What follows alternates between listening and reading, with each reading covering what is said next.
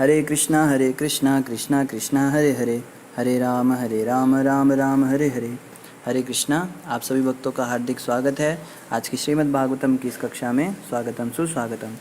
और हम चर्चा कर रहे हैं श्रीमद् भागवत तृतीय स्कंद अध्याय नंबर 22 पर। तो जल्दी से हम रिकैप करते हैं, कल हमने क्या पढ़ा था। कल हमने पढ़ा था कि देवहूति माता और कर्दम मुनि का विवाह हुआ था। विवाह संस्कार के बाद देवहूति माता की जो माँ थी शत्रुपा माता, उन्होंने खूब सारा प्रचुर मात्रा में दहेज उनको दिया था, बड़े सारे गिफ्ट्स दिए थे। और एक राजा के समान राजसी ठाट बाट रखने वाले स्वयंभू मनु ने एक साधु कर्दम मुनि को अपनी कन्या सौंपी थी और इनका शुभ विवाह हुआ था। इसी श्रृंखला में आज हम पढ़ेंगे श्रीमद् भागवत तृतीय स्कंद अध्याय 22 और श्लोक संख्या 37 से हम प्रारंभ करेंगे। अतः हे विदुर, जो व्यक्ति भगवान कृष्ण के शरणागत है, भला वे किस प्रकार शरीर, मन, प्रकृति, अन्य मनुष्यों तथा जीवित प्राणियों से संबद्ध कष्टों में पड़ सकते हैं। तो यहाँ पे बताया जा रहा है कि वास्तव में जो व्यक्ति शरणागत है भगवान कृष्ण के, उसको ना तो शरीर से कोई कष्ट लगेगा, ना मन से, ना प्रकृति से, ना अन्य मनुष्यों से, ना जीवित प्राणियों से। इसका ये मतलब नहीं है कि वो लोग इसको कष्ट नहीं देंगे।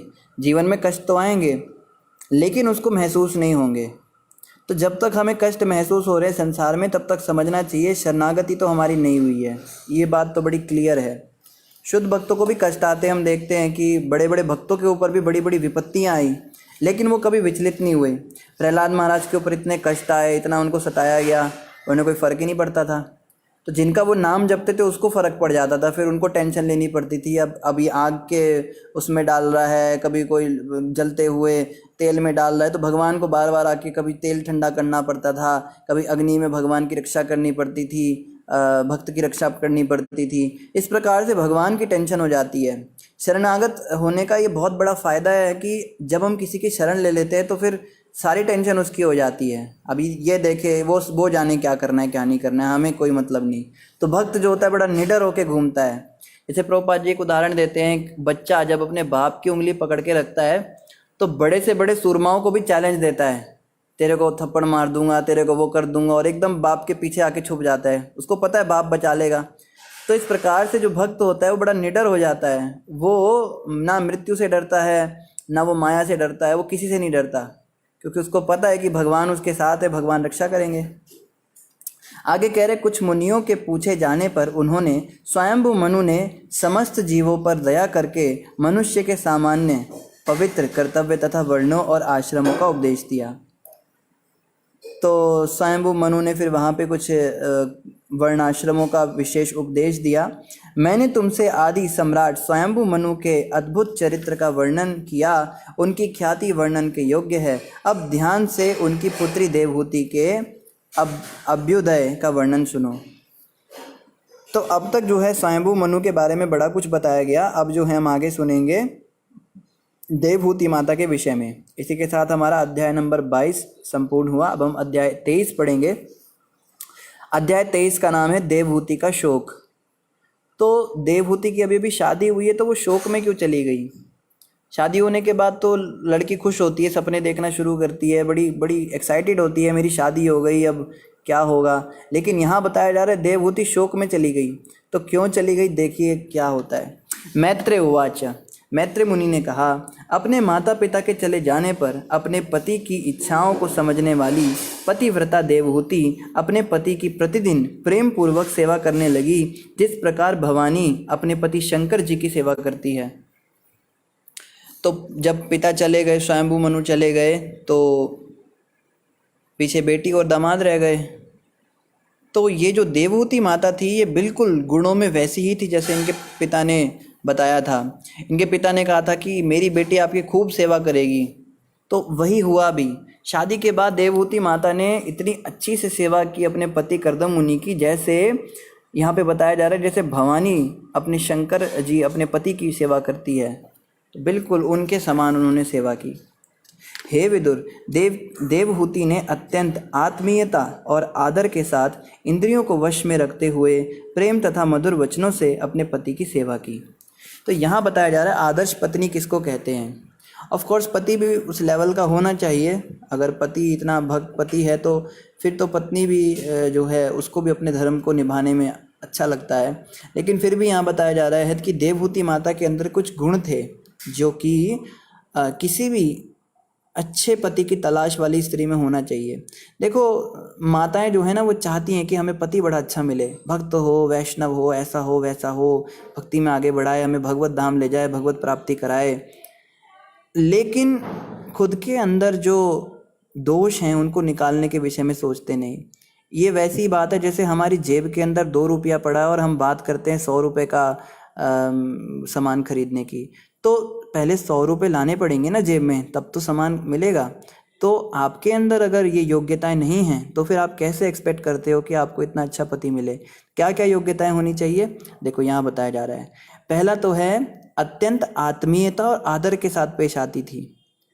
स्त्री को चाहिए कि अपने पति के सामने आदर सत्कार के साथ रहे, उसका आदर करे, हमेशा उसकी बेइज्जती करते रहना और रिश्तेदारों में उसकी बातें करते रहना, अपने घर वालों से उसकी बुराई करते रहना, ये ठीक नहीं है। और आत्मीयता मतलब कि अपना समझकर, एक होता है ना कि अपनेपन के साथ में बात होती हैं, कुछ बातें ऐसी होती हैं जो अपने तक रखनी होती हैं। लेकिन कुछ स्त्रियों का ऐसा एक स्वभाव हो जाता है, उनको हर बात दूसरों को बताने की बीमारी लग जाती है, तो ये ठीक नहीं है। आत्मीयता और आदर भी होना चाहिए। इसके अलावा इंद्रियों को वश में रखती थी। देवहूति माता की इंद्रियां जो थी वो वश में थी। तो इंद्रियों को वश में रखने का मतलब है कभी कभी चाट पकौड़ी खाने का मन होता है, कभी कहीं जाने का, घूमने का मन होता है, कभी मन होता है बढ़िया साड़ी गहना पहने, खूब अच्छे कपड़े पहने, ड्रेसेस पहने, बढ़िया महंगा फ़ोन दिलाओ। तो इस प्रकार की जो इच्छाएं होती है इंद्रियों की, इसको वश में रखना चाहिए। अपने पति को हमेशा बस डिमांड करते रहना, ये ला दो, वो ला दो, ये कर दो, ये ठीक नहीं है। ऐसा स्वभाव रखने वाली स्त्री फिर भूल जाए उसको वैष्णव पति मिलेगा। और क्या, इंद्रियों को वश में रखते हुए प्रेम तथा मधुर वचनों से अपनी पति की सेवा करती थी। प्रेम और मधुर वचन अत्यंत आवश्यक हैं। हम लोग मधुर वचन तो भूल ही जाएं आजकल, तो बस क्या वचन होते हैं, अरे उठे नहीं अभी तक, तुम कुत्ते की तरह सोते रहते हो दिन रात, ऐसे ऐसे बोलती हैं। मैंने सुना है, भक्त लोग आके बताते हैं, वो ये क्या तरीका है बात करने का। मधुर वचन होने चाहिए, वचन ऐसे होने चाहिए उसको सुन के आनंद आए, और प्रेम के साथ पेश आना चाहिए।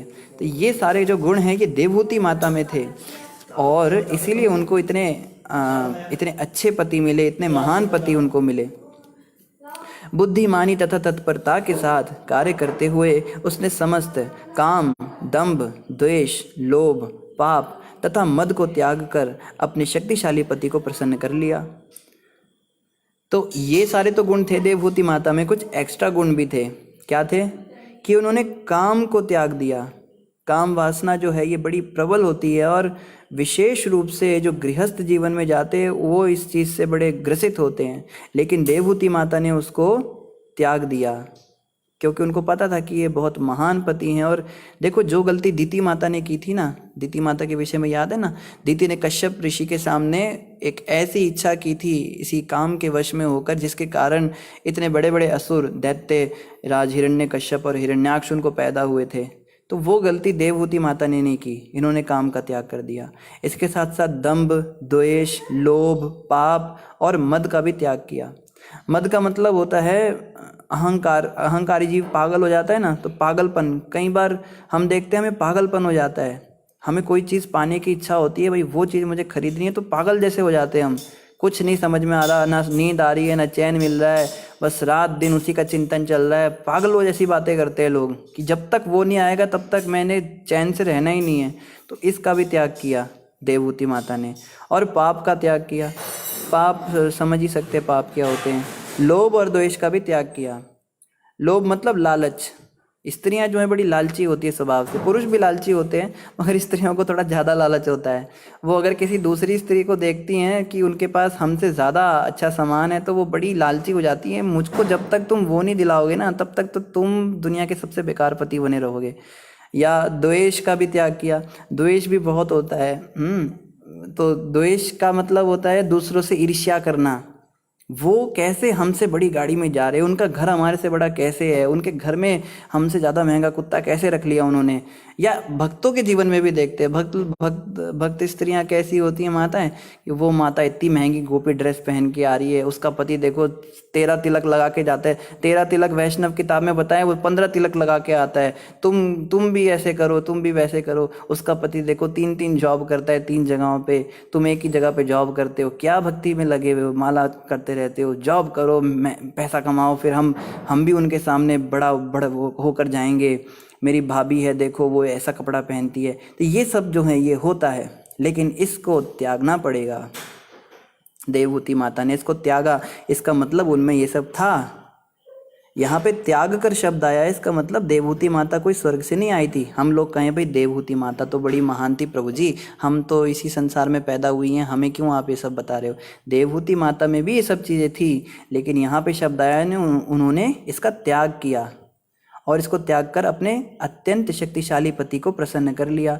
तो ये सारी चीज़ें जब कोई त्याग देगा या त्याग देगी, तब जो है उनके पति उनसे प्रसन्न अवश्य हो जाएंगे, इसमें कोई संदेह नहीं।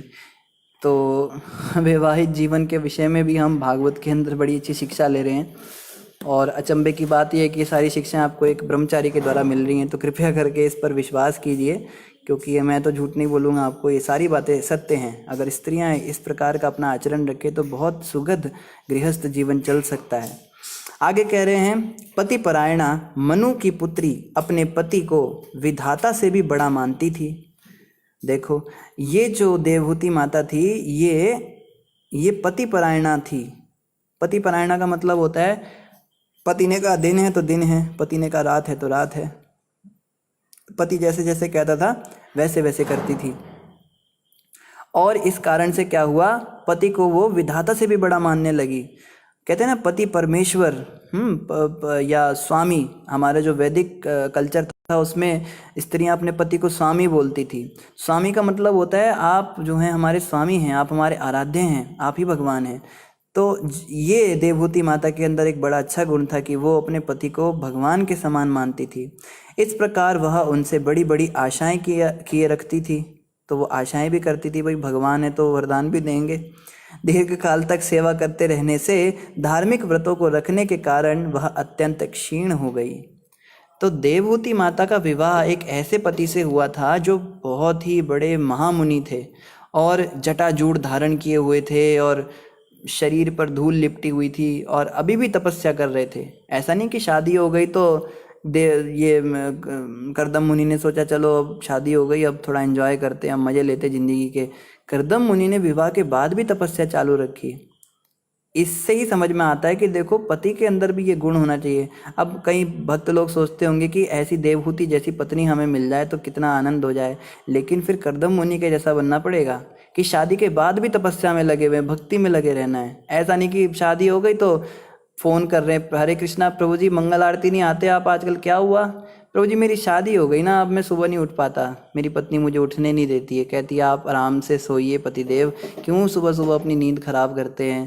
तो जप भी बंद हो गया प्रभु जी, अब क्या जप करना है, अब इन्हीं के साथ रहना है, थोड़ा सेटल हो जाए, ये हो जाए। शादी का मतलब ये थोड़ा ना होता है। शादी का मतलब होता है पति पत्नी मिल के मंगल आरती रोज आए। पहले एक आदमी आता था, अभी 2 आदमी आए, ऐसा होना चाहिए। ये होता है शादी का मतलब। तो ये करदम मुनि के अंदर गुण थे जिसके कारण उनको देवहूति जैसी पत्नी मिली। ये आदर्श यहाँ पे स्थापित किया जा रहा है कि स्त्री को कैसा होना चाहिए और एक भक्त पुरुष को कैसा होना चाहिए। आगे क्या कह रहे हैं, दीर्घ काल तक देवहूति माता ने बड़े सारे व्रत किए।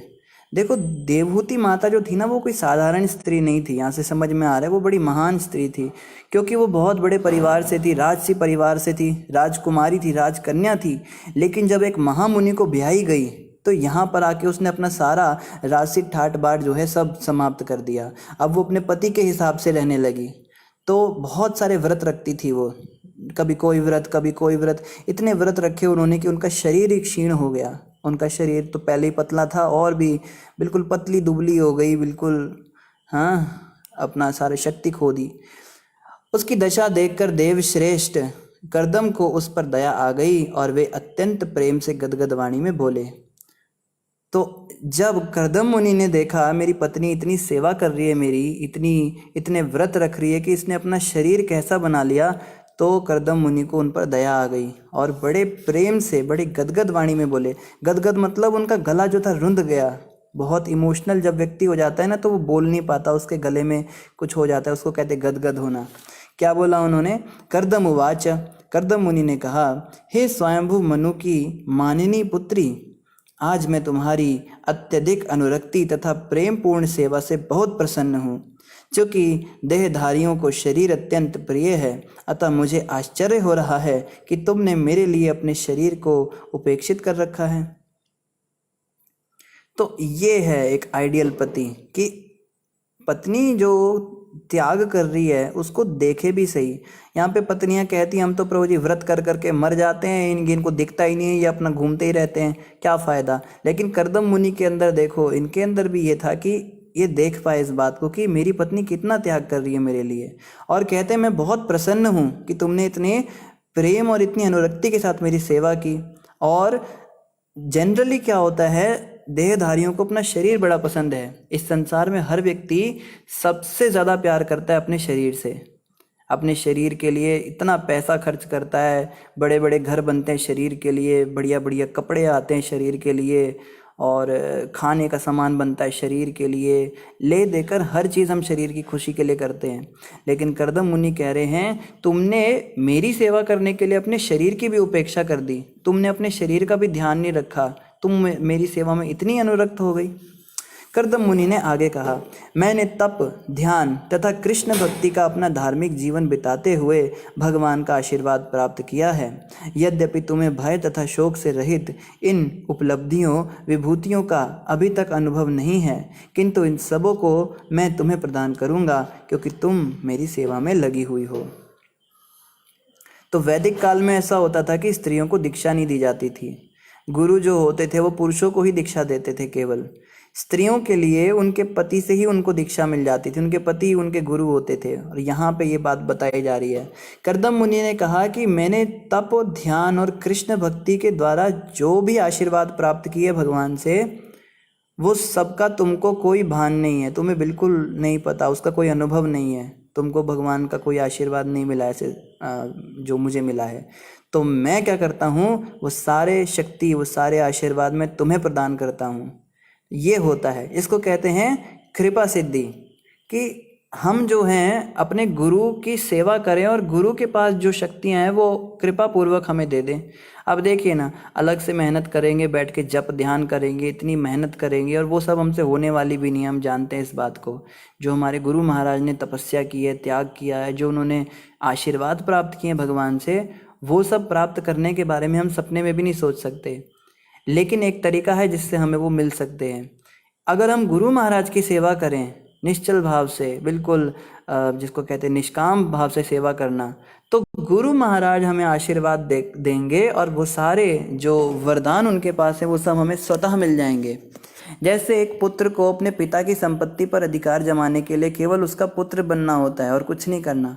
पुत्र को कुछ भी नहीं करना पड़ता, उसको बस जीवन भर अपने पिता के अनुसार चलना होता है। तो आज्ञाकारी रहता है तो पिता जो है उसको सारी पैतृक संपत्ति दे देता है, फिर पुत्र को अलग से धन नहीं कमाना पड़ता।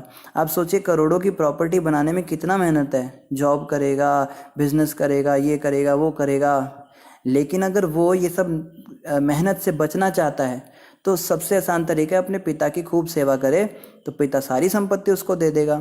इसी प्रकार से शिष्यों का परम कर्तव्य है कि अपने गुरु की सेवा करें, और सेवा के द्वारा सारी सिद्धियां उनका इंतज़ार कर रही हैं, वो सारी सिद्धियां उनको गुरु से प्राप्त हो जाती हैं। जैसे भगवान हैं, भगवान क्या करते हैं, जब दर्शन देते हैं तो कृपा बांटते हैं। इसी प्रकार से गुरु जब दीक्षा देते हैं तो वो अपनी कृपा बांटते हैं हमें। तो आज जैसे आज टीचर्स डे भी है, तो आज के दिन अपने गुरु से हमको प्रेम बढ़ाना चाहिए, उनके प्रति सेवा का कुछ अनुष्ठान लेना चाहिए, अपने मन में कोई संकल्प करना चाहिए कि आज से मैंने गुरु महाराज की ये सेवा करनी है। अभी लॉकडाउन चल रहा है, मंदिर में जा नहीं सकता, तो मैं यहाँ बैठे बैठे क्या सेवा कर सकता हूँ, सोचना चाहिए, संकल्प लेना चाहिए। और गुरु की सेवा करने की अगर इच्छा है ना, तो बहुत सारी सेवाएं हैं। गुरु के जो सेक्रेटरी होते हैं या जो सर्वेंट होते हैं जो उनके साथ रहते हैं उनको हम पूछें कि है प्रभु जी या माता जी क्या कोई सेवा है गुरु महाराज की जो हम यहाँ बैठे कर सकते हैं, आप बताइए, हमें हमें निमित्त बनाइए सेवा में, हमें एंगेज कीजिए। गुरु की सेवा करने मात्र से सारी सिद्धियाँ प्राप्त हो जाती है, इसमें कोई शक नहीं है। तो हम जो हैं हम बहानेबाजी छोड़ें कि ये हो रहा है वो हो रहा है, हम जो है इच्छा प्रकट करें तो देखिए कितनी सारी सेवाएं मिल जाएंगी हमको। और यहाँ पे क्या बताया जा रहा है तो पति पत्नी के केस में भी ऐसा माना जाता है जैसे गुरु और शिष्य का रिलेशन होता है वैसे ही पति और पत्नी का भी रिलेशन बताया जाता है। वैदिक समय पर स्त्री जो है बिल्कुल शिष्य के समान अपने पति की सेवा करती है। यद्यपि तुम्हें भय तथा शोक से रहित इन उपलब्धियों का कोई अनुभव नहीं है, किंतु इन सबों का मैं तुम्हें प्रदान करता हूँ क्योंकि तुमने मेरी बड़ी अच्छी सेवा की है। अब उन्हें देखो तो मैं तुम्हें दिव्य दृष्टि प्रदान कर रहा हूँ जिससे तुम देख सको कि वे कितनी सुंदर हैं। तो कर्दम मुनि कहते हैं तुम देख नहीं पा रही हो तुमको मैंने क्या क्या दिया है, तो मैं तुमको दिव्य दृष्टि भी देता हूँ जिससे तुम देख पाओगे वो कितनी सुंदर सुंदर उपलब्धियाँ मैंने तुमको दी हैं। कर्दम मुनि ने कहा भगवान की कृपा के अतिरिक्त अन्य भोगों से कौन सा लाभ है। सभी भौतिक उपलब्धियां श्री भगवान विष्णु के भ्रिकुटी चालन से ही ध्वंस हो जाने वाली हैं।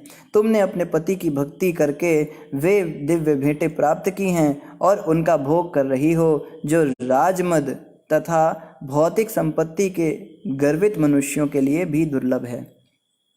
तो कर्दम मुनि पहले तो शिक्षा दे रहे हैं, देखो इस संसार के अंदर कौन से भोग का तुम इच्छा करती हो। इस दुनिया में जितने भी भोग हैं, जितना भी मज़ेदार जिसको कहते हैं ना मज़ेदार जीवन है, बड़ा मज़ा आ रहा है, बढ़िया गाड़ी है, बढ़िया घर है, ये सारी चीज़ें क्या हैं, ये सब भगवान विष्णु के भ्रिकुटी चालन से ध्वंस हो जाते हैं। भगवान विष्णु अपना आईब्रो हिलाते हैं, अपनी भ्रिकुटी हिलाते हैं और सारी चीज़ें गायब हो जाती हैं अचानक से। लेकिन तुमने अपने पति की जो भक्ति की है उसके कारण तुमको ऐसी वस्तुएं मैं भेंट में दे रहा हूँ जो कि बड़े से बड़े भौतिक संपत्ति से गर्वित मनुष्य के लिए भी दुर्लभ है। बड़े बड़े राजा महाराजाओं के लिए भी वो चीज़ बड़ी मुश्किल है, वो चीज़ मैं तुम्हें दूंगा। समस्त प्रकार के दिव्य ज्ञान में अद्वितीय अपने पति को बोलते हुए सुनकर निष्पाप देवहूति अत्यंत प्रसन्न हुई। उनका मुख किंचित संकोच भरी चितवन और मधुर मुस्कान से खिल उठा और वह अत्यंत विनय एवं प्रेमवश गदगद वाणी में रुद्ध कंठ से बोली। तो देवहूति जो थी, स्त्रियों को ना खासतौर पे पत्नियों को गिफ्ट बड़े पसंद होते हैं, तो पति जब उनको कोई गिफ्ट देता है तो बड़ी खुश हो जाती हैं। यहाँ पे देवहूति माता को जब कर्दम मुनि ने बोला कि तुमको मैं कुछ भेंट देता हूँ तो देवहूति माता के चेहरे पर एक मधुर मुस्कान आ गई। इतने सालों तक सेवा कर रही थी अपने पति की, तो कोई बात ही नहीं होती थी इस तरह की, लेकिन उन्होंने कभी इच्छा नहीं करी। देखो सामने से इच्छा नहीं करी उन्होंने, उनको सामने से कोई गिफ्ट मिल गया तो ठीक है, अपने से कोई इच्छा नहीं। तो जब गिफ्ट दे रहे थे तो वो बड़ी खुश हुई और उनका भी गला रुंध गया, कंठ जो है रुंध गया कि मेरे पति देखो मेरे पे कितनी कृपा कर रहे हैं। देवहूति रुवाच, देवहूति ने क्या कहा, श्री देवहूति ने कहा हे ब्राह्मण श्रेष्ठ, मेरे प्रिय पति, मैं जानती हूँ कि आपने सिद्धि प्राप्त कर ली है और समस्त अचूक योग शक्ति के स्वामी हैं, क्योंकि आप दिव्य प्रकृति योग माया के संरक्षण में हैं। किंतु आपने एक बार वचन दिया था कि अब हमारा शारीरिक संसर्ग होना चाहिए, क्योंकि तेजस्वी पति वाला साध्वी पत्नी के लिए तेजस्वी पति वाली साध्वी पत्नी के लिए संतान बहुत बड़ा गुण है। तो देखो देवहूति माता ने भी एक गलती कर दी यहाँ पर, छोटी सी। क्या गलती कर दी, वही जो दीति माता ने की थी। देवहूति माता ने कहा मुझे पता है पतिदेव कि आपके पास बहुत सारी योग शक्तियाँ हैं और आप भगवान की योग माया शक्ति के संरक्षण में रहते हैं, आपके ऊपर कभी महामाया अपना प्रभाव नहीं दिखा सकती, आपके पास बहुत सारी शक्तियाँ हैं। लेकिन मेरे मन में क्या है कि आपने मुझे एक बार वचन दिया था कि अब जो है हमारा शारीरिक संसर्ग होना चाहिए। इतने साल हो गए शादी को, अब आप मुझे एक संतान दीजिए, क्योंकि एक तेजस्वी पति वाली साध्वी पत्नी के लिए संतान बहुत बड़ा गुण है। आप जैसा तेजस्वी पति मेरा है, आप इतने बड़े योगी हो, आप में इतनी शक्ति है, और मुझे अगर आपके समान एक संतान मिल जाए तो वो मेरे लिए सबसे बड़ा गुण होगा। तो इन्होंने भी संतान मांग ली। देवहूति ने आगे कहा, हे प्रभु, मैं काम वेदना से पीड़ित हो रही हूँ। तो अपनी इच्छा जता दी। देखो कर्दम मुनि ने पहले सामने से बोला, शुरुआत कर्दम मुनि ने की, मैं तुम्हें गिफ्ट देना चाहता हूँ। तो देवहूति माता ने कहा, ये गिफ्ट का मुझे क्या करना है, यहाँ पे तो मुझे अतः आप शास्त्रों के अनुसार जो भी व्याख्या व्यवस्था की जानी हो करें, जिससे काम इच्छा संतुष्ट न हो पाने से यह मेरा दुर्बल शरीर आपके योग्य हो जाए। हाँ स्वामी, इस कार्य के लिए उपयुक्त घर के विषय में भी विचार करें। तो अब शुरू हो गई लिस्ट। एक बार शुरू होती है तो फिर लिस्ट बढ़ती चली जाती है। देवहूति माता कहती है कि संतान तो आप मुझे देंगे, फिर उसके बाद एक घर भी चाहिए होगा, घर में रहेंगे, फिर तो उस घर के बिना कैसे काम चलेगा। इसका मतलब अभी तक कुटिया में ही रह रहे थे दोनों, ये योगी और वो योगिनी बन के कुटिया में रह रहे थे। और देवहूति माता कहती है कि मेरी काम इच्छाओं को पूरा करने के लायक मेरा शरीर बचा नहीं है, इस शरीर के अंदर कोई जान ही नहीं है, ये तो दुर्लभ हो गया। तो आपके पास जो योग शक्ति है ना, उसके प्रयोग से आप मेरे शरीर को अच्छा कर दीजिए, ताकि मैं योग्य हो जाऊं अपनी इच्छाओं को पूरा करने के लिए। तो अब देखो मैत्रेय मुनि क्या कहते हैं। मैत्रेय उवाच, मैत्रेय मुनि ने कहा, हे विदुर, अपनी प्रिया की इच्छा को पूरा करने के लिए कर्दम मुनि ने अपनी योग शक्ति का प्रयोग किया और तुरंत ही वह एक हवाई महल विमान उत्पन्न कर दिया जो उनकी इच्छानुसार यात्रा कर सकता था। तो कर्दम मुनि ने, देखो कर्दम मुनि भी कितने महान हैं। उन्होंने देखो कश्यप ऋषि के संबंध में क्या हुआ था, कश्यप ऋषि ने समझाया था दिति माता को कि तुम क्या इच्छा कर रही हो, समय खराब है, बाद में तुम्हारी इच्छा पूरी करूँगा। लेकिन कर्दम मुनि ने तुरंत कर दिया, क्योंकि देवहूति माता ने उनकी बहुत सेवा की थी, ये सारे गुण देवहूति माता में थे। तो कर्दम मुनि ने क्या किया, तुमको घर चाहिए, ये लो घर। और तुरंत क्या, देखते ही देखते हवाई महल तैयार हो गया। मतलब बादलों के ऊपर एक घर बना दिया जो उड़ता था हवा में। और कैसा घर बनाया, सुनिए।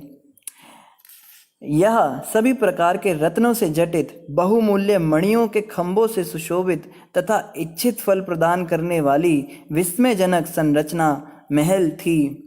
यह सभी प्रकार के साज सामान तथा संपदा से सुसज्जित था, जो दिन प्रतिदिन बढ़ने वाले थे। तो घरेलू आइटम जितने काम के होते वो सारे उसमें थे।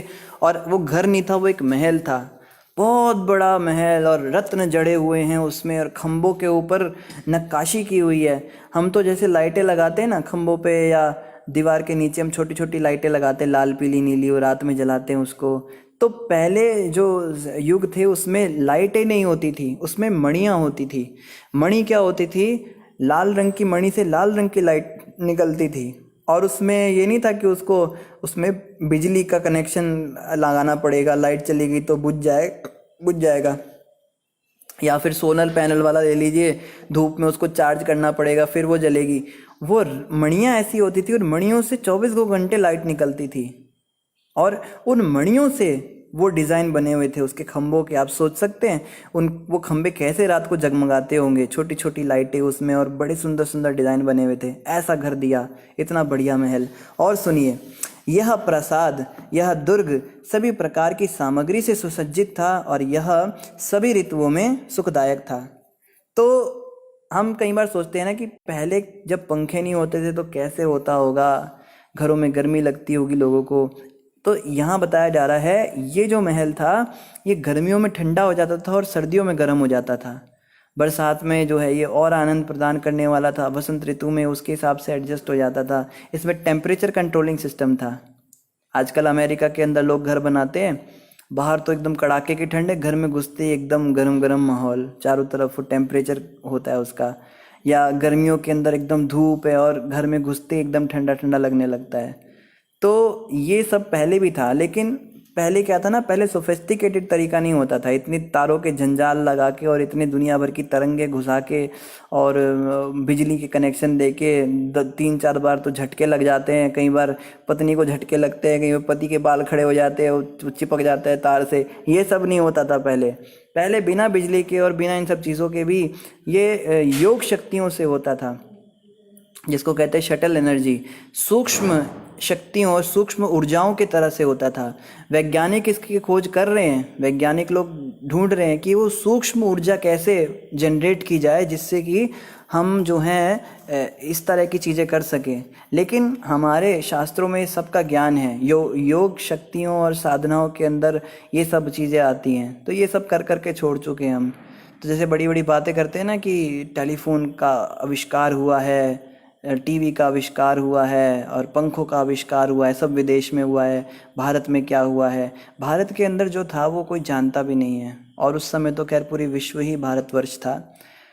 तो खैर यहाँ बताया जा रहा है कि उस दुर्ग में सारी जो है वो हर मौसम में बढ़िया हो जाता था। यह चारों ओर से पताकाओं, बंदरवारों तथा नाना विविध रंगों की कलाकृतियों से सजाया गया था। और ये घर इतना डिज़ाइनर घर था, इसकी दीवारों पे एक से एक पेंटिंग्स बनी हुई थी। देखो करदम मुनि में कितनी शक्ति थी।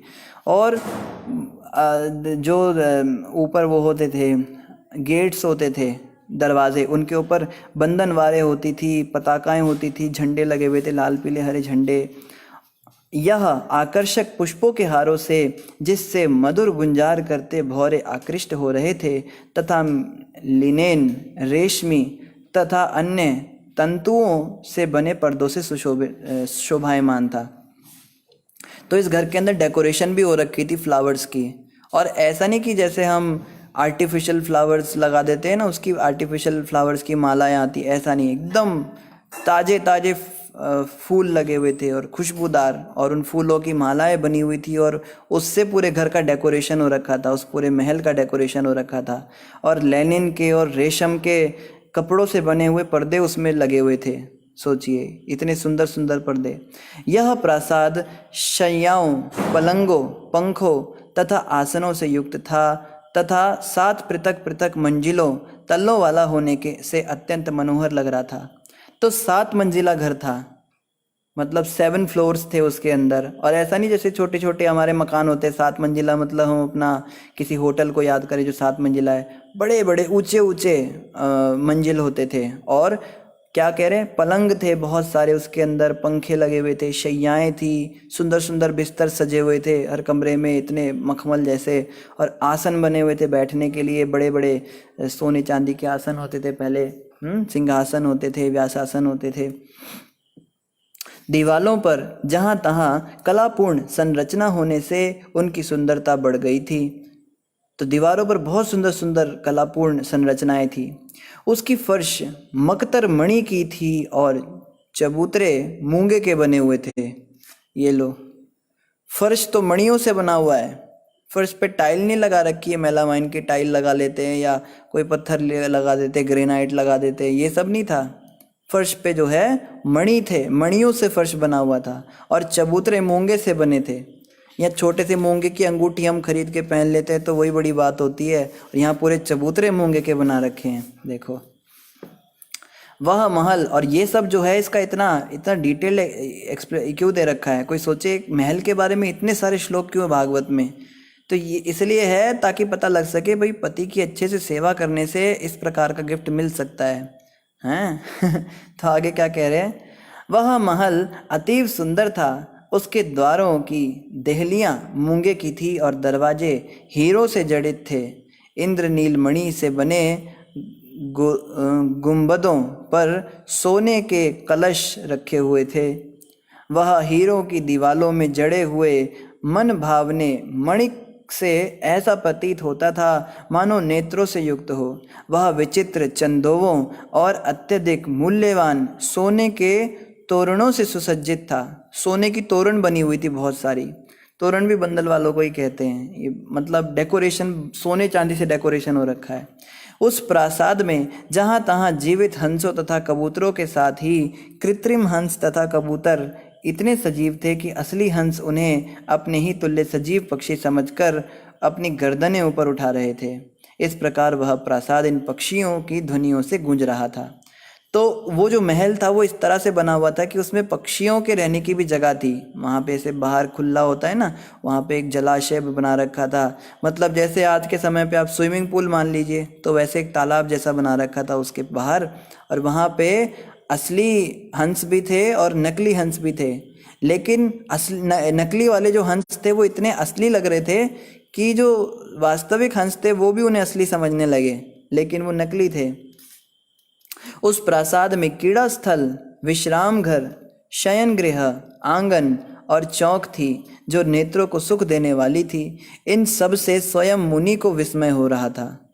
तो वहाँ पे बता रहे क्रीड़ा स्थल था, मतलब गेम रूम होता है ना, गेम्स खेलते हैं जहाँ पर बड़ी बड़े लॉन होते हैं टेनिस खेलने के लिए या वॉलीबॉल खेलने के लिए, ऐसे बड़े बड़े क्रीड़ा स्थल थे। विश्राम घर था, रेस्ट रूम, शयन गृह था, बेडरूम और आंगन था, चौक थी और नेत्रों को सुख देने वाली थी सब चीज़ें। तो बता रहे मुनि को भी विस्मय हो रहा था, ये क्या बना दिया मैंने, इतना सुंदर था वो। जब उन्होंने देखा कि देवहूति इतने विशाल ऐश्वर्य युक्त प्रासाद भवन को अप्रसन्न हृदय से देख रही है। अब देखो इस कहानी में नया ट्विस्ट आ गया। देवहूति माता उस इतने बड़े महल को देख के दुखी हो रही है। तो होना ये चाहिए था, कर्दम मुनि ने सोचा था इतना बढ़िया घर बनाया है, महल बनाया है, पत्नी तो खुशी के मारे नाचने लगेगी, पर देवहूति जो है बड़े दुख से उसको देख रही है। तो कर्दम मुनि को उसकी भावनाओं का पता चला। कर्दम मुनि जो थे वो इतने एक्सपर्ट पति थे, उनको पता लग गया क्यों दुखी है, क्योंकि वे किसी के हृदय की बात जान सकते थे। कर्दम मुनि के पास पावर भी थी, वो हृदय की बात जान गए। अतः उन्होंने अपनी पत्नी को स्वयं ही इस प्रकार संबोधित किया। तो पत्नी को कुछ बोलना नहीं पड़ा कि पतिदेव मैं इसलिए दुखी हूँ। कर्दम मुनि समझ गए मेरी पत्नी को क्या दुख है और सीधा ही उनको बोलने लगे, प्रिय देवहूति तुम इतनी भयभीत क्यों हो? पहले स्वयं भगवान विष्णु द्वारा निर्मित बिंदु सरोवर में स्नान करो जो मनुष्यों की समस्त इच्छाओं को पूरा करने वाला है, और तब इस विमान पर चढ़ो। तो घर ऐसा था, वो महल इतना ऊपर बादलों में था, उस पर जाने के लिए विमान पर चढ़कर जाना पड़ता था। कि मतलब आप सोच कर देखिए, हेलीकॉप्टर में बैठ के हमें अपने घर में जाना पड़े, ऊपर बादलों के ऊपर हमारा घर हो, क्या आनंद है जीवन का। और ऐसा घर नहीं था कोई कि मतलब जैसे हम पहाड़ों पे हिल स्टेशंस पे बना लेते हैं ना घर, तो सीनरी बड़ी अच्छी दिखती है हमको, खिड़की से बाहर पहाड़ बादल ये सब दिखते हैं। ये घर ऐसा था, ये सीन भी चेंज कर सकता था, उस बादल को वो कहीं भी ले जाएं, उस घर को उड़ा के। वो एक्चुअली एक पूरा विमान ही था घर, उसको वो अलग अलग जगहों पे, कभी वो गोवा ले जाएं, कभी सिडनी ले जाएं, कभी वैंकूवर ले जाएं, कभी पेरिस ले जाएं, कभी लंदन ले जाएं, जैसी उनको सुविधा हो, जैसी उनकी इच्छा हो देखने की सीन। इवन स्वर्ग लोक में ले जा सकते थे, सोचिए अलग अलग लोकों में भी वो ट्रैवल कर सकता था घर। तो कर्दम मुनि समझ गए भाई मेरी पत्नी क्यों दुखी है। वो कहते हैं कि आप जो है आप पहले बिंदु सरोवर में जाके स्नान कीजिए, क्योंकि वहाँ भगवान विष्णु ने अपने नेत्रों से आंसू के बूंदे गिराए हैं। उस बिंदु सरोवर में आप स्नान कीजिए, फिर हम विमान में चढ़कर जाएंगे। कमल लोचन देवहूति ने अपने पति की आज्ञा मान ली। मैले कुचैले वस्त्रों तथा सिर पर बालों के जटाओं के कारण वह आकर्षक नहीं दिख रही थी। तो देवहूति माता के सिर पर जटाएं बन गई थी, सोचिए इतनी उन्होंने सेवा की अपने पति की। मतलब बाल तो हर स्त्री संवारती है ना, वो कितनी भी घर के काम करे, कुछ भी करे। कोई गृहिणी कहे मैं तो इतनी बिजी रहती हूँ, मेरा तो आप पूछिए मत प्रभु जी, मैं तो सारा दिन बस काम ही करती रहती हूँ घर में, तो भी बाल संवारने का तो टाइम मिल जाता है ना। देवहूति माता ने अपने बाल ही नहीं संवारे थे, सोचिए वो कितनी सेवा करती होंगी। और उनके बालों की जटा बन गई थी उनके पति की तरह, और उनके कपड़े भी मैले कुचैले थे, कपड़े भी कोई बहुत सुंदर नहीं थे, इसलिए देवहूति बिल्कुल भी आकर्षक नहीं दिख रही थी। ये कारण था कि वो दुखी थी। इतने बड़े सुंदर से महल के अंदर और मैं ऐसा वेश धारण करके रहूंगी, लोग क्या कहेंगे। तो पति तो समझ गए इसकी क्या इच्छा है मन में। फिर क्या हुआ, उसके शरीर पर धूल की मोटी परत चढ़ी हुई थी और उसके स्तन कांतिहीन हो गए थे, किंतु उसने सरस्वती नदी के पवित्र जल से भरे सरोवर में डुबकी लगाई। तो पति के कहे अनुसार उस बेचारी ने डुबकी लगाई।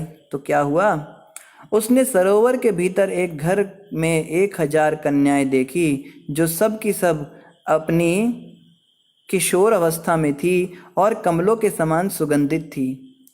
तो पानी के अंदर उन्होंने देखा कि 1000 कन्याएं हैं जो किशोर अवस्था में हैं, मतलब टीनेजर्स हैं, सब 13 से 19 साल के बीच की हैं, और सबके अंदर से कमलों की सुगंध आ रही है उनके शरीरों में से।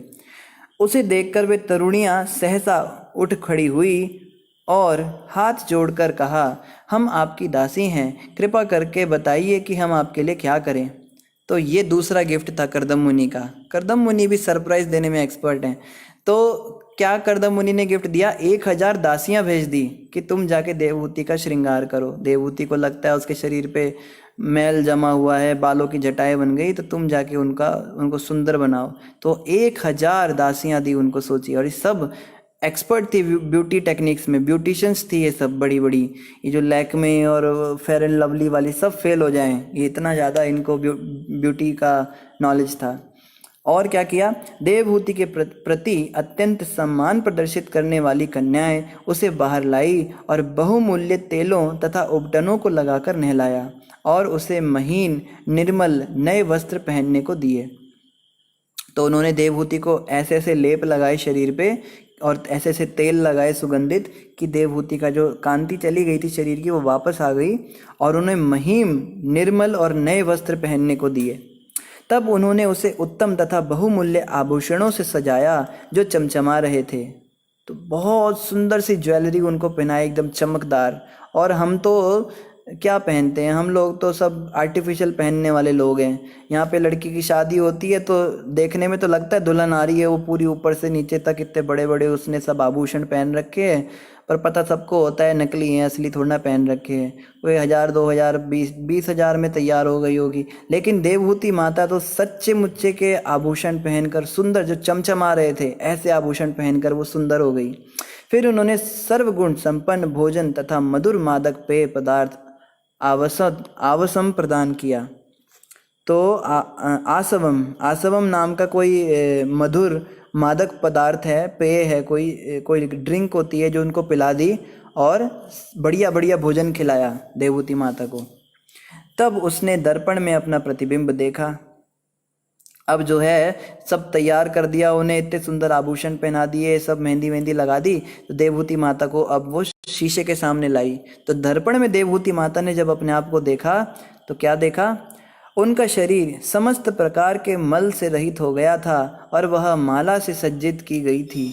वह निर्मल वस्त्र पहने थी और शुभ तिलक से विभूषित थी। दासियां उनकी अत्यंत आदरपूर्वक सेवा कर रही थी, और जो दासियां थी वो सेवा में लगी हुई थी, कोई गजरा पहना रही है, कोई कुछ कर रही है। सिर सहित उनका सारा शरीर नहलाया गया था और उनके अंग प्रत्यंग को आभूषणों से सजाया गया था। उनके लटकन से युक्त हार हुमेल पहना था। तो ये कोई लटकन वाला हार हुमेल होता है, ये पहना हुआ था उन्होंने। उनकी कलाइयों में चूड़ियाँ थी और उनकी एड़ियों में सोने के खनकते पायल थे। उनके कमर में अनेक रत्नों से जटित सोने की करधनी पहन रखी थी। वह बहुमूल्य मोतियों के हार तथा मंगल द्रव्यों से सुसज्जित थी। तो बता रहे उनको क्या क्या दिखाई दिया दर्पण के अंदर। उनका मुखमंडल सुंदर दांतों तथा मनोहर भौहों से चमक रहा था। उनके नेत्र सुंदर स्निग्ध कोरों से स्पष्ट दिखाई पड़ने के कारण कमल कली की शोभा को मात दे रहे थे। उनका मुख काले घुंघराले बालों से घिरा हुआ था। तो बालों को भी ठीक कर दिया, बालों की जो जटाएं बन गई थी उसको बड़ा सुंदर बना दिया उन्होंने बालों को। जब उन्होंने ऋषियों में अग्रगण्य अपने परम प्रिय पति कर्दम मुनि का स्मरण किया तो वह अपनी समस्त दासियों सहित वहां प्रकट हो गई जहां मुनि थे। तो देखो ये होता है, जब सारा श्रृंगार हो गया स्त्री का तो अब सबसे पहले उसको अपने पति की सुध आई कि अब ये रूप लेकर मैं अपने पति के पास जाऊंगी। आजकल की स्त्रियां पता नहीं कैसी हो गई हैं, पति के सामने तो भूत जैसी बनी रहेंगी और बाहर जब जाना होगा तो एकदम सज सवर के जाएंगी। पर शास्त्र कहते हैं स्त्री जो है वो पति के लिए श्रृंगार करती है, या जो भक्त होते हैं वो प्रभु के लिए, भगवान के लिए अपना श्रृंगार करते हैं। हम गोपी चंदन का तिलक लगाते हैं, कंठी माला धारण करते हैं, सुंदर धोती कुर्ता साड़ी पहनते हैं भगवान को खुश करने के लिए। तो यहाँ पे बता रहे ये जो देवहूति माता है इसने ये नहीं सोचा कि चलो बाजार घूमने जाती हूँ, थोड़ा लोगों को दिखाऊंगी या एक सेल्फी खींच लेती हूँ अपनी और फेसबुक पे डाल दूंगी और मेरे को 1000 लाइक आ जाएंगे। देवहूति माता के मन में सबसे पहले आया कि मैं कर्दम मुनि को जाके अपना ये सुंदर वेश दिखाऊं, और वो वहाँ पर प्रकट हो गई, सब दासियों के साथ वहाँ पर चली गई जहाँ पे कर्दम मुनि खड़े थे। अपने पति की उपस्थिति में अपने चारों ओर 1000 दासियां और पति की योग शक्ति देखकर वह अत्यंत चकित थी। तो उसको स्मरण आया कि मेरे पति की ये सारी योग शक्ति है, देखो मेरे पति में इतनी पावर्स थी, मेरा पति मुझे शुरू में भी ये सब दे सकता था, लेकिन पहले उन्होंने मुझसे तपस्या करवाई ताकि मेरी शुद्धि हो सके। तो देवहूति माता ने अब देखा, अब वो समझ पाई कि मेरे पति में कितनी ज़्यादा शक्तियां हैं, मेरी सोच से कितनी ज़्यादा है। देखो इतना बड़ा महल खड़ा कर दिया, दासियां प्रकट कर दी। और क्या किया, मुनि ने देखा कि देवहूति ने स्नान कर लिया है और चमक रही है, मानो वह उनकी पहले वाली पत्नी नहीं है। तो मुनि कहते वो कहाँ गई जो गई थी तुम्हारे साथ, ये तो कोई और ही आ गई वापस। उसने राजकुमारी जैसा अपना पूर्व सौंदर्य पुनः प्राप्त कर लिया था। वह श्रेष्ठ वस्त्रों से आच्छादित सुंदर वक्षस्थलों वाली थी। उसकी आज्ञा के लिए 1000 गंधर्व कन्याएं खड़ी थी। हे शत्रुजित, मुनि को उनकी चाह उत्पन्न हुई और उन्होंने उसे हवाई प्रसाद में चढ़ा लिया। तो मुनि ने कहा कि चलो अब जो है हम अपने घर में चलते हैं, जो इतना सुंदर हवाई प्रसाद हमने बनाया है। तो दोनों विमान पर चढ़े और ऊपर की ओर जाने लगे। अपनी प्रिया पर अत्यधिक अनुरक्त रहने तथा गंधर्व कन्याओं द्वारा सेवित होने पर भी मुनि की महिमा कम नहीं हुई, क्योंकि उनको अपने पर नियंत्रण प्राप्त था। तो यहाँ बताया जा रहा है, ये बड़ी बात है कि इतनी सारी हजारों और बिल्कुल मतलब सुंदर कन्याएं हैं, ये गंधर्व कन्याएं हैं, और ये किशोर अवस्था में अपनी टीनेजर्स में हैं, और सब इतनी सुंदर सुंदर। इन दासियों को देखकर कर्दम मुनि का मन विचलित नहीं हुआ। और तो और जो देवहूति माता इतनी सजकर संवरकर आई थी उनके सामने, उससे भी उनका मन विचलित नहीं हुआ। इतने बड़े महल कर और ये सब ये उनके वश में थी। उस हवाई प्रसाद में कर्दम मुनि अपनी प्रिया के साथ इस प्रकार सुशोभित हो रहे थे, मानो आकाश में नक्षत्रों के बीच चंद्रमा हो, जिससे रात्रि में जलाशयों में कुमुदनियां खिलती हैं। तो जैसे रात के आकाश में चांद खिलता है, चंद्रमा खिलता है, ऐसे ही उन हजारों दासियों के बीच में कर्दम मुनि और उनकी पत्नी जगमगा रहे थे। उस हवाई प्रसाद में आरूढ़ होकर वे मरु पर्वत की सुखद उस हवाई प्रसाद में आरूढ़ होकर वे मरु पर्वत की सुखद घाटियों में भ्रमण करते रहे, जो शीतल, मंद तथा सुगंध वायु से अधिक सुंदर होकर काम वासना को उत्तेजित करने वाली थी। इन घाटियों में देवताओं का धनपति कुबेर सुंदरियों से घिरा रहकर और सिद्धों द्वारा प्रशंसित होकर आनंद लाभ उठाता है। कर्दम मुनि भी अपनी पत्नी तथा उन सुंदरी कन्याओं से घिरे हुए वहां गए और अनेक वर्ष तक सुख भोग किया।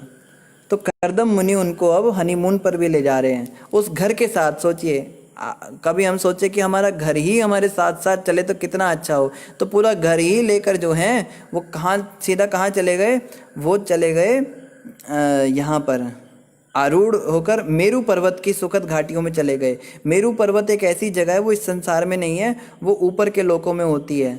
वहाँ पर बड़ी सुंदर सुंदर कन्याओं से घिरे हुए कुबेर रहते थे। कुबेर जो देवताओं के कोषाध्यक्ष हैं, देवताओं का सारा धन कुबेर के पास जमा रहता है। सोचिए कुबेर का कितना बड़ा घर होगा, कितने धनी वो होंगे, और वहाँ पर सिद्धों द्वारा प्रशंसित होकर उन्होंने आनंद लाभ उठाया। तो उस जगह पे कर्दम मुनि और देवहूति माता ने कई साल बिताए।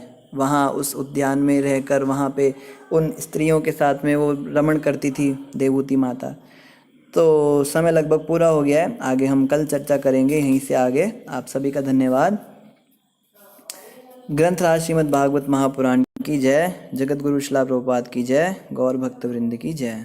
हरे कृष्णा।